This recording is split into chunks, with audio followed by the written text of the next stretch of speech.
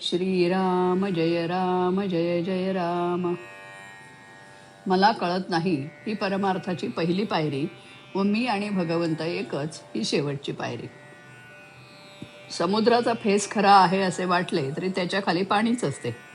असत्य हे नेहमी सत्याला धरूनच राहते.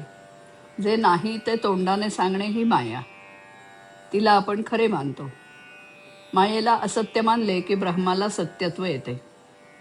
आपण मायेच्या पाठीमागे जातो, पण माया ही मृगजळाप्रमाणे आहे असे समजते तेव्हा आपण स्वस्थ होतो. जन्माच्या वेळेस सोहम म्हणत होता, नंतर कोहम म्हणू लागला आणि शेवटी देहच मी म्हणू लागला. वास्तविक सूर्य आणि त्याचे किरण हे जसे वेगळे नाहीत, त्याप्रमाणे भगवंत आणि मी वेगळे नाहीत. सत्याची जाणीव झाल्याशिवाय भगवंताची ओळख होत नाही.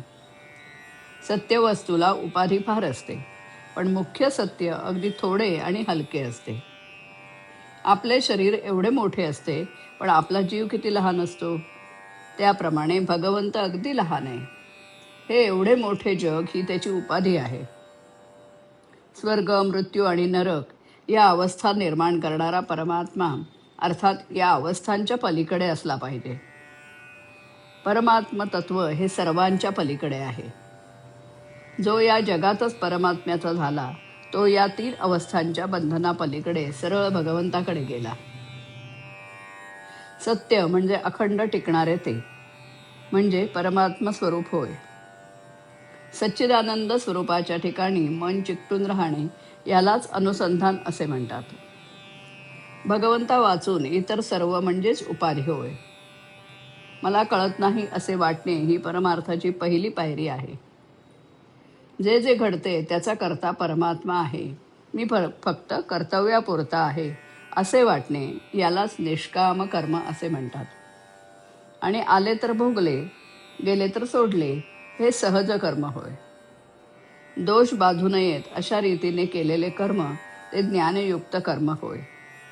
आणि ईश्वराच्या स्मरणात केलेले कर्म त्याला निरासक्त कर्म असे म्हणतात. अमुकच एक फळ मला मिळावे ही वृत्ती सोडणे याचे नाव निरासक्ती होय.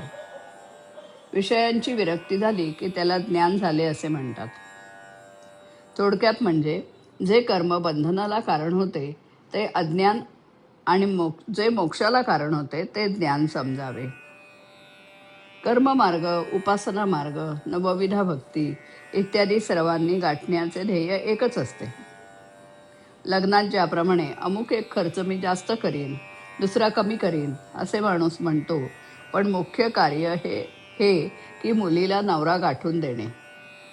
त्याप्रमाणे भगवंताची भेट होणे हे मुख्य होय. आपली देहबुद्धी संतांच्या संगतीच्या आड येऊ देऊ नये. भगवंताच्या स्वरूप दर्शनाच्या आड माझ्या देहबुद्धीचा पर्वत येतो. सर्व साधनांचा उपयोग अभिमान नाहीसा करण्यासाठी असतो. नामस्मरणाने हे काम लवकर होते आणि म्हणूनच सर्व साधनांचे सार भगवंताचे नाम हेच आहे.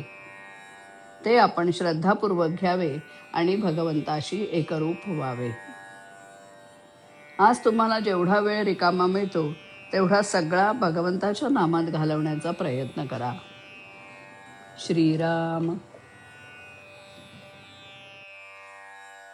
मी रामाहुनी नसे वेगळा, बोध असावा अंगी भिनला. बोध असावा अंगी भिनला, बोध असावा अंगी भिनला. फेन जरीवरी नीर खालती, एक तत्व ते असंख्य भूती. अंतर्बाह्य प्रभू विलसला, बोध असावा अंगी भिनला. रामसानुला जगत उपाधी, आकळेल साधुता समाधी. बंधन कुठले परमात्म्याला, बोध असावा अंगी भिनला. अखंड टिकते सत्य सत्यते, अतूट उरते नित्य नित्यते. ज्ञानांतरिया आत्मा रमला, बोध असावा अंगी भिनला. मी रामाहुनी नसे वेगळा, बोध असावा अंगी भिनला. बोध असावा अंगी भिनला, बोध असावा अंगी भिनला, बोध असावा अंगी भिनला, बोध असावा अंगी भिनला. श्रीराम